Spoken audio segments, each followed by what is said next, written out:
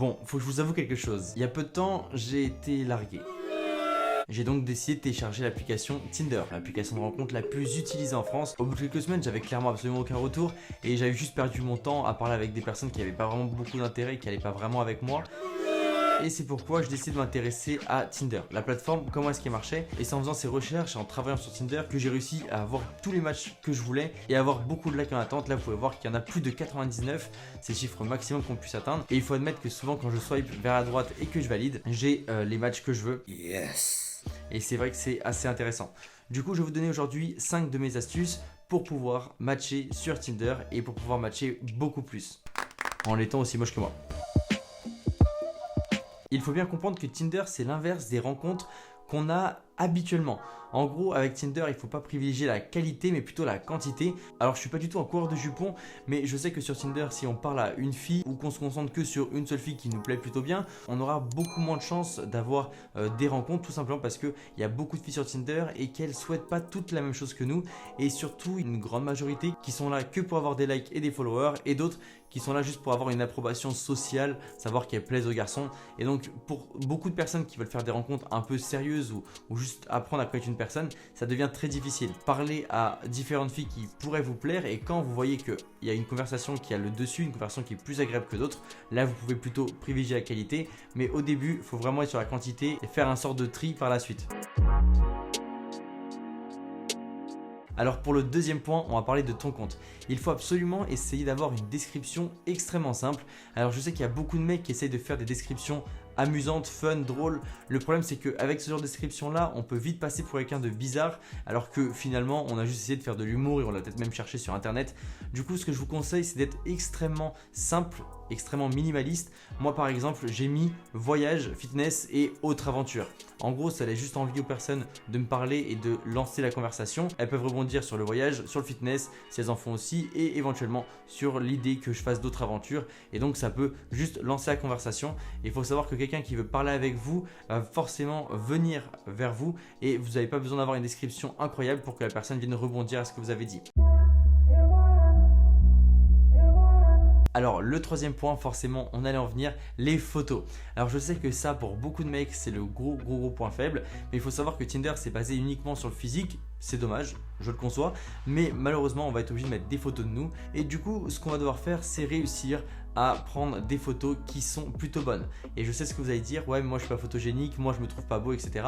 Si vous avez des problèmes avec vous-même, vous pouvez juste travailler, faire par exemple du sport si vous n'aimez pas votre corps, trouver une nouvelle coiffure si vous n'aimez pas votre coiffure. Voilà, il y a toujours plein de solutions, donc essayez de vous développer vous-même, et dès que vous êtes assez satisfait de l'image que vous avez trouvée, là vous pouvez commencer à penser à trouver quelqu'un qui vous corresponde.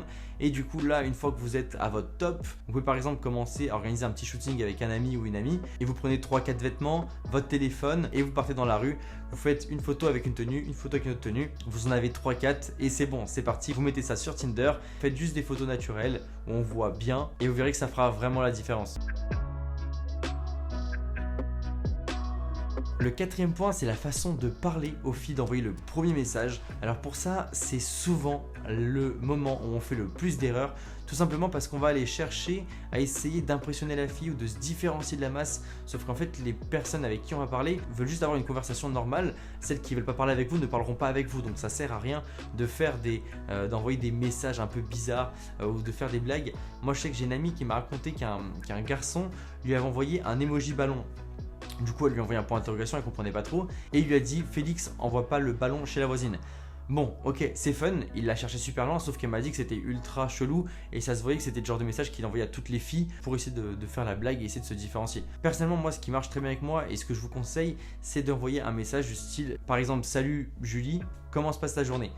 Ça va juste lancer la conversation de façon naturelle. C'est sûr que ça va pas être aussi ingénieux que ce que a pu faire le mec dont je vous parlais juste avant, mais par contre ça va être ultra simple, ça va lancer une conversation normale qui va pas être à base de MDR, on saura pas quoi se dire, et surtout ça va montrer que vous n'êtes pas en train d'envoyer un message à plein de filles. Là vous dites salut et vous mettez le prénom, et tout de suite ça apporte un peu plus d'authenticité dans ce qu'on dit. Après forcément, si la fille peut pas vous répondre, elle vous répondra pas, mais si elle veut vous répondre, ce message vous suffira largement et vous pourrez commencer une conversation beaucoup plus naturel qu'avec une blague ou autre message bizarre qu'on a souvent l'habitude d'envoyer. Le cinquième point vient vraiment à la fin, lorsqu'on a fini d'envoyer quelques messages et de faire connaissance et d'envoyer ce fameux message pour qu'on puisse se voir en vrai, parce que c'est vrai que parler sur Tinder c'est cool, mais avoir un vrai rendez-vous c'est beaucoup mieux. Alors l'erreur que beaucoup font, c'est qu'ils vont envoyer le message de façon trop précipitée. C'est vrai qu'après seulement un jour ou à peine une heure ou deux proposer de se voir, c'est vrai que ça peut faire vraiment peur aux personnes. Du coup, ce que je vous conseille, même s'il n'y a pas vraiment de règles, c'est d'essayer de faire connaissance avec la personne.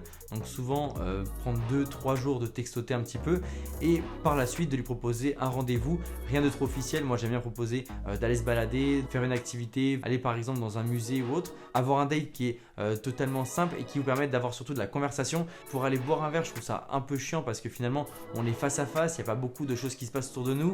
Du coup, il peut y avoir des moments de blanc. Alors que si vous êtes en train de vous balader ou faire une activité, ça va complètement changer la donne du rendez-vous. Et vu que vous la connaissez à peu près, vous avez commencé à parler à cette personne-là 2 ou 3 jours, là vous savez un peu ce qui va lui plaire et vous pourrez faire une bonne proposition, quelque chose qui va l'intéresser. Donc voilà, pensez à tout ce que je viens de vous dire, n'hésitez pas à me laisser des commentaires si vous êtes d'accord avec ce que j'ai dit, si ça a marché pour vous et si éventuellement vous avez des choses où vous n'êtes pas d'accord, comme ça on pourra en discuter dans les commentaires. En tout cas, si vous voulez voir d'autres de mes vidéos, n'hésitez pas à vous abonner. Et je vous mets ici mon Instagram si vous voulez aussi me contacter directement sur Insta et pour pas avoir à laisser votre message dans les commentaires. Comme ça, je pourrais vous répondre directement en message privé. Je vous remercie d'être arrivé jusqu'à là. À très bientôt. C'était André Martin. Salut!